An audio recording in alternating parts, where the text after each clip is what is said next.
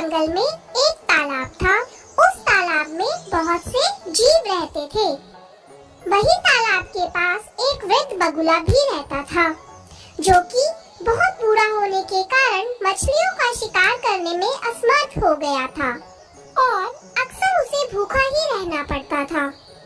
एक दिन जब बगुला तालाब के किनारे बैठा था, तब उसे एक तरकीब सूझी और बगुले ने जोर जोर से रोना शुरू कर दिया।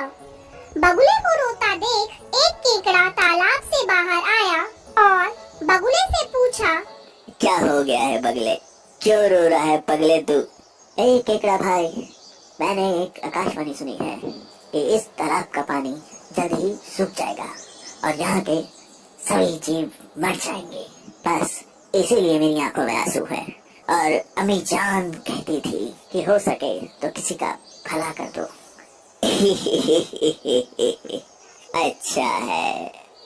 केकड़े ने यह बात तालाब में जाकर सभी को बताई और सभी जीव इकट्ठा होकर मदद लेने बगुला के पास आए और बगुला से बोले, अला बगुला भाई, क्या आप हमें सुरक्षित स्थान तक पहुंचा सकते हैं?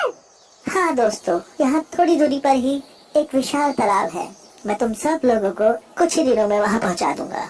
सभी जीव मान गए। बगुला एक एक करके मछलियों को ले जाता और उन्हें एक चट्टान पर ले जा करके खा जाता। अब बगुला बहुत खुश था, क्योंकि उसे बिना किसी मेहनत के उसका भोजन मिल रहा था। यह सब कुछ दिन चलता रहा। फिर एक दिन केकड़े की जाने की बारी आई। केकड़ा बगुले की पीठ पर बैठ गया और बगुला भी उड़ चला।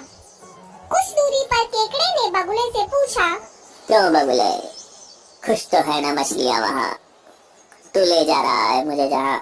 बगुला सोचने लगा कि अब इसे सब सच बता ही देता हूँ, क्योंकि इसे भी अब मैं खाने ही वाला हूँ। नहीं बच्चे, मैंने तो झूठ कहा था। ऐसा तो कोई तालाब है ही नहीं।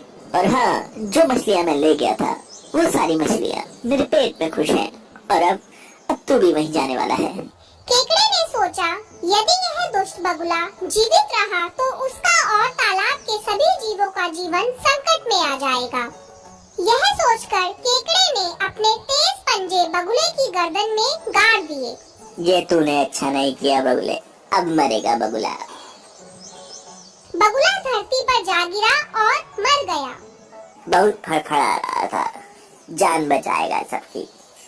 केकड़े ने यह सारी बात वापस तालाब पर जाकर सभी जीवों को बताई। सभी जीवों ने समझदार केकड़े की प्रशंसा की और